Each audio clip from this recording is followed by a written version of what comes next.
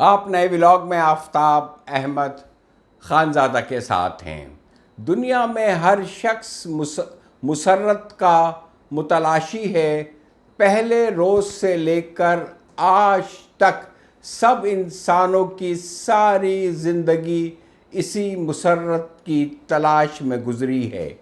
چنگیز خان سے لے کر صدام حسین تک، قارون سے لے کر شاہ ایران تک، سکندر اعظم سے لے کر ہارون رشید تک، ان سب کے پاس دنیا کی کس چیز کی کمی تھی؟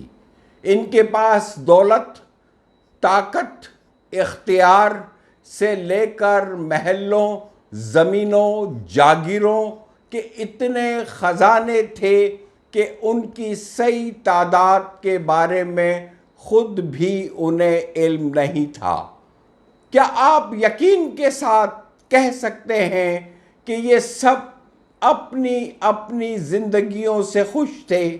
یاد رکھیں، آپ کی خوشی یا ناخوشی کا انحصار اس بات پر نہیں کہ آپ کے پاس کیا کچھ ہے، یا آپ کون ہیں، یا آپ کہاں ہیں، آپ کیا کر رہے ہیں، بلکہ اس بات پر ہے کہ آپ کیا سوچ رہے ہیں۔ مثال کے طور پر اگر دو آدمی ایک مقام پر ہوں، ان کا کام بھی ایک ہو، دونوں کے پاس برابر کا سرمایہ، محلات اور ہیرے جواہرات کے ڈھیر ہوں، دونوں کی عزت اور وقار بھی برابر ہو، پھر ان میں سے کوئی ایک غمگین اور دوسرا شادمان ہو سکتا ہے۔ آخر کیوں؟ اس لیے کہ صرف اپنے الگ الگ ذہنی رجحان کے سبب۔ شیکسپیئر نے کہا تھا، کوئی چیز بذات خود اچھی یا بری نہیں ہوتی، صرف ہماری سوچ اسے اچھا یا برا بنا دیتی ہے۔ یہ تمام شخصیات یقیناً مختلف ذہنی رجحان رکھتی تھیں، لیکن ان سب میں ایک بات تقریباً مشترک تھی کہ یہ سب کے سب انتہائی خود غرض تھے۔ انہوں نے مصنوعی خوشیاں حاصل کرنے کے لیے ان گنت اپنے جیسے انسانوں کی خوشیاں ان سے لوٹ لیں، لیکن پھر بھی انہیں وہ معمولی خوشیاں تک حاصل نہیں ہو سکیں جو عام انسان کو آسانی دستیاب ہو جاتی ہیں۔ ان سب کے اعترافات تاریخ میں محفوظ ہیں۔ آپ خود عالمی تاریخ پڑھ کر ان کے اعترافات پڑھ سکتے ہیں۔ سب کے سب آخر میں بہت زیادہ پچھتائے اور ان کے پاس پچھتانے کے علاوہ اور کچھ بھی باقی نہیں بچا۔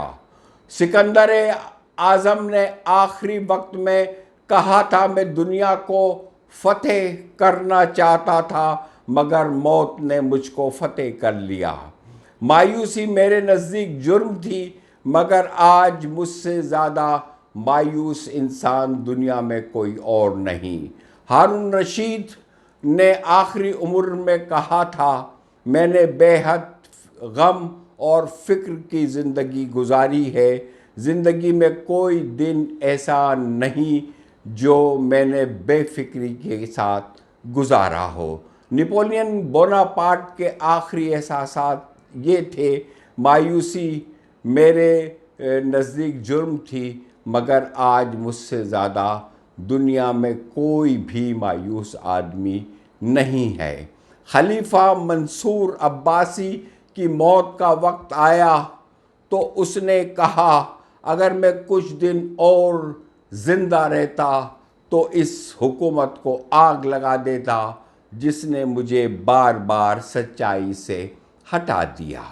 مارکوس اوریلیس جو عظیم رومی فلسفی بادشاہ تھا، نے کہا تھا میں ایک معمولی سا فلسفی ہوں، میرے دل میں کوئی تمنا ہے تو بس یہ کہ مجھ سے کسی کو تکلیف نہ پہنچے۔ یہی وہ جملے ہیں جو مارکوس نے کہے تھے، اور زندگی کا اصل فلسفہ اور اصل حقیقت اور سچائی انہی جملوں میں پنہاں ہے۔